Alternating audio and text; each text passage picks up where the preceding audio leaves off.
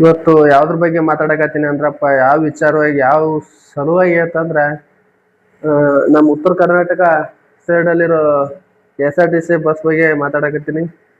ಏನಪ್ಪ ಅಂತಂದ್ರೆ KSRTC bus ಏನು ಬಸ್ಗಳಿದಾವಲ್ಲ, ಯಾರಾದ್ರೂ ಉತ್ತರ ಕರ್ನಾಟಕದ ಬೆಂಗಳೂರಿಗೆ ಜರ್ನಿ ಮಾಡೋರು ಇರ್ತಾರಲ್ಲ, ನಮ್ಮ ಉತ್ತರ ಕರ್ನಾಟಕ ಜನ ಹಿಂದೆಗಡೆ ಸೀಟಲ್ಲಿ ಕುತ್ಕೋತಾರೆ ಗೊತ್ತಾ ಜನ. ಹಿಂದಗಡೆ ಕೂತ್ಕೊಳ್ಳೋಕೆ ಆಗಲ್ಲ. ಯಾಕೆ? ಜನ ಹಿಂದಗಡೆ ಅಂದ್ರೆ ಹೋಗೋದೇ ಇಲ್ಲ. ಯಾಕಂದ್ರೆ ಎಷ್ಟು ಕಷ್ಟ ಇದೆ ಅಂದ್ರೆ ಹಿಂದಗಡೆ ಕೂತ್ಕೊಳ್ಳೋದು. ಈ ಬಸ್ ಬೇಡ, ಮತ್ತೊಂದು ಬಸ್ಸಿಗೆ ಹೋಗೋಣ, ಆ ಸೀಟ್ ಬೇಕಾದ್ರೆ ಖಾಲಿ ಏರ್ರಿ, ಆ ಬಸ್ ಬೇಡ ಮತ್ತೊಂದು ಬಸ್ಸಿಗೆ ಹೋಗೋಣ ಅಂತ ಕಾಯ್ತಾ ಇರ್ತಾರೆ. ಹಿಂದೆ ಸೀಟ್ ಸಿಕ್ಕಿದ್ರೆ ಬೇಡ ಹಿಂದೆ ಸೀಟ್ ಅಂತೇಳಿ ಇಳಿದ್ಬಿಟ್ಟು ಹೋಯ್ತಾರೆ. ನಾನೇ ನೋಡಿ ಎಷ್ಟೋ ಸಲ ಇಳಿದ್ಬಿಟ್ಟು ಹೋಗ್ರಿ ಹಿಂದೆ ಸೀಟ್ ಬೇಡ ಅಂತೇಳಿ. ಯಾಕೆ ಈ ಪರಿಸ್ಥಿತಿ ಬಂದಿದೆ? ರೋಡ್ ಸರಿ ಇಲ್ಲ, ಎಲ್ಲಿ ಬೇಕಲ್ಲಿ ದೊಡ್ಡ ದೊಡ್ಡ ಅಂಶಗಳು, ಆಮೇಲೆ ಬಸ್ಗಳ ವ್ಯವಸ್ಥೆ ಇಲ್ಲ ಜಾಸ್ತಿ.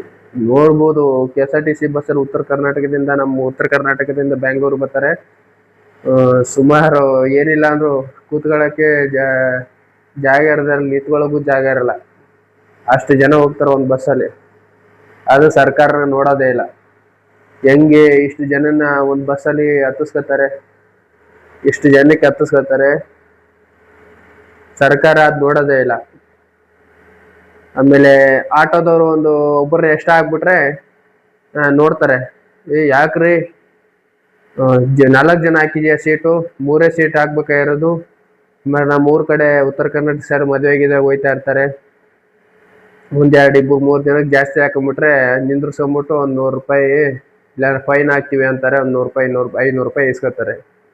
ಅವಾಗ ಕೇಳ್ತಾರೆ ಯಾಕೆ ಜಾಸ್ತಿ ಜನ ಹಾಕಿದ್ಯಾ ಅಂತ ಹೇಳಿ ರೂಲ್ಸ್ ಬಗ್ಗೆ ಮಾತಾಡ್ತಾರೆ. ಅವಾಗ ಅದೇ ಪೊಲೀಸರು KSRTC BMTC ಯಾಕೆ ಪ್ರಶ್ನೆ ಕೇಳಲ್ಲ, ಯಾಕೆ ಪ್ರಶ್ನೆ ಮಾಡಲ್ಲ?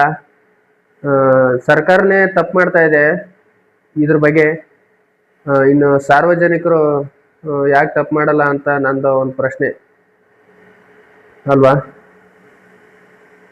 ನೋಡಿ ಬಸ್ಸಲ್ಲಿ, KSRTC ಬಸ್ಸಲ್ಲಿ, BMTC ಬಸ್ಸಲ್ಲಿ, ಮೆಟ್ರೋದಲ್ಲಿ, ಟ್ರೈನ್ದಲ್ಲಿ ಯಾಕೆ ಜಾಸ್ತಿ ಜನ ಹಾಕ್ತೀರಾ? ಸೀಟ್ ಎಷ್ಟಿದೆ ಅಷ್ಟೇ ಜನಕ್ಕೆ ಕಳಿಸ್ಬೇಕು.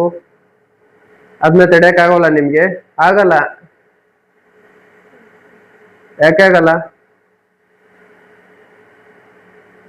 ಆಗಲ್ಲ ಅಂತ ನೀವೇ ಹೇಳ್ತಾ ಇದ್ದೀರಾ, ನಾವೇನು ಹೇಳ್ತಿಲ್ಲ.